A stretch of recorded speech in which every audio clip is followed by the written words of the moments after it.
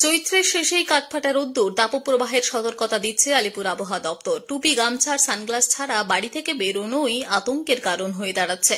দুপুর গড়ালে খাঁ রাস্তায় কোথাও কোথাও কার্ফুর মতো চিত্র দেখা যাচ্ছে।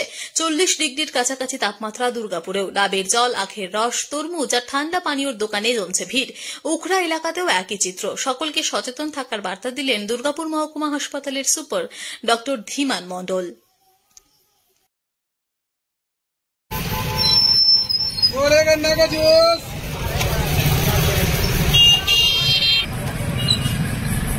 बोले गिटारी का जूस, बोल फिरोज, क्या बात है, कहाँ खोया रहा?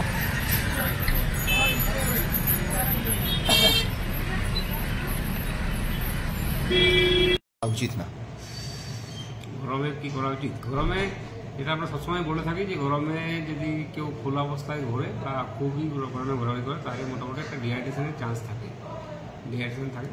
ডিহাইড্রেশন যাতে করে না হয় বা টু অ্যাভয়েড ডিহাইড্রেশন আমরা বলি যে মানুষকে যে কাজে তো বেরোতে হবে, কাজটা তো বলতে পারবো না যে কাজ বন্ধ রাখুন, সেই জন্য প্রচুর পরিমাণ জল খেতে এবং জল এবং যদি সম্ভব হয় তা জলের সময় মিনারেলস খেতে, যাতে করে ডিহাইড্রেশনটা না হয়।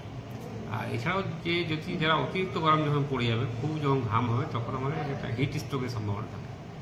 তা হিট স্ট্রোক যদি টু অ্যাভয়েড হিট স্ট্রোক যখন আমরা বলি যে ওই রোদের তাপ থেকে একটুখানি দূরে থাকা, মানে ডাকাডাকি নিয়ে হাঁটাচলা করা, এবং সম্ভব যদি হয় তাহলে যে রৌদ্র কড়া প্রখর রৌদ্র হওয়ার আগেই সকালবেলায় যদি কাজটা আমরা সেরে নিতে পারি, বা একটা রোদ যখন গড়িয়ে যাবে তখন বিকালবেলায় আমরা সেই কাজটা করি, মাঝখানের পাটটা যদি আমরা বন্ধ রাখতে পারি, এইভাবে যদি আমরা লাইফটাকে একটু অ্যাডজাস্ট করতে পারি তাহলে আমরা হয়তো এর থেকে বাঁচতে পারবো।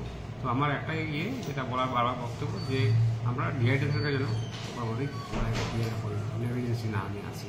ডিহাইড্রেশনটা কন্ট্রোল করলেই আমরা সুস্থ থাকবো, এবং যেখান থেকে জল টল খাবেন না, যেখানে খাবেন দেখে শুনে খাবেন, কেননা এই গরম থেকে আবার ডায়রিয়া হতে পারে। তো সেই জন্য জল যেখানে খাবেন সেখানে একটু মোটামুটি চিন্তাভাবনা করে খাওয়াই উচিত। ঠিক আছে, যেখানে আমরা বলি যে হাইজিনটা মেনটেন করে খাও, চলাটাই বেটার হবে।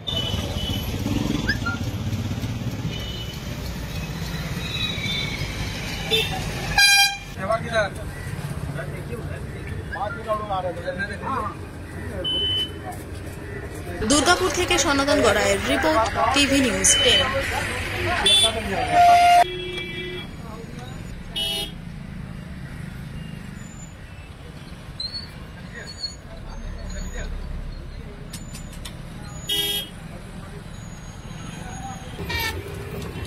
दस का दो, 10 का दो।